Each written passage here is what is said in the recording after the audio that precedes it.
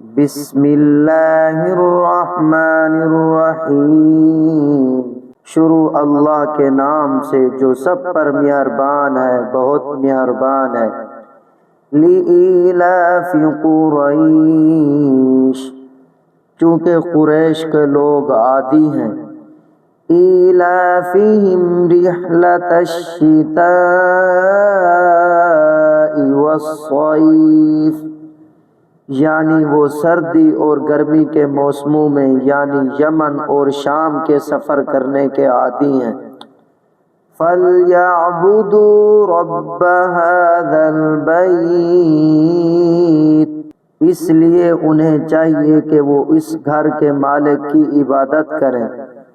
الَّذِي أَطْعَمَهُم مِّن جُوعٍ وَآمَنَهُم مِّن خوف، جس نے بھوک کی حالت میں انہیں کھانے کو دیا اور بد امنی سے انہیں محفوظ رکھا۔ میرے محترم دوستو، اس سورت کا پس منظر یہ ہے کہ جاہلیت کے زمانے میں یعنی حضور اقدس صلی اللہ علیہ وسلم کی تشریف آوری سے پہلے عرب میں قتل و غارت گری کا بازار گرم تھا۔ کوئی شخص آزادی اور امن کے ساتھ سفر نہیں کر سکتا تھا، کیونکہ راستے میں چور، ڈاکو یا اس کے دشمن قبیلے کے لوگ اسے مارنے اور لوٹنے کے در پہ رہتے تھے۔ لیکن قریش کا قبیلہ چونکہ بیت اللہ کے پاس رہتا تھا اور اسی قبیلے کے لوگ بیت اللہ کی خدمت کرتے تھے، اس لیے سارے عرب کے لوگ ان کی عزت کرتے تھے، اور جب وہ سفر کرتے تو کوئی انہیں لوٹتا نہیں تھا۔ اس وجہ سے قریش کے لوگوں کا یہ معمول تھا کہ وہ اپنی تجارت کی خاطر سردیوں میں یمن کا سفر کرتے تھے اور گرمیوں میں شام جایا کرتے تھے۔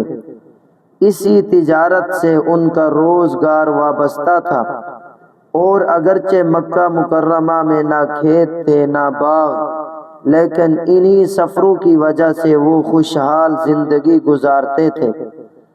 اللہ تبارک و تعالی اس صورت میں انہیں یاد دلا رہے ہیں کہ ان کو سارے عرب میں جو عزت حاصل ہے اور جس کی وجہ سے وہ سردی اور گرمی میں آزادی سے تجارتی سفر کرتے ہیں، یہ سب کچھ اس بیت اللہ کی برکت ہے کہ اس کے پڑوسی ہونے کی وجہ سے سب ان کا احترام کرتے ہیں۔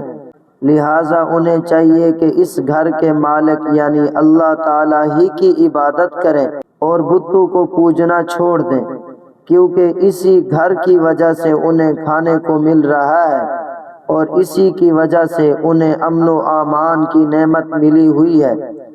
اس میں یہ سبق دیا گیا ہے کہ جب کسی شخص کو کسی دینی خصوصیت کی وجہ سے دنیا میں کوئی نعمت میسر ہو، اسے دوسروں سے زیادہ اللہ کی عبادت اور اطاعت کرنی چاہیے۔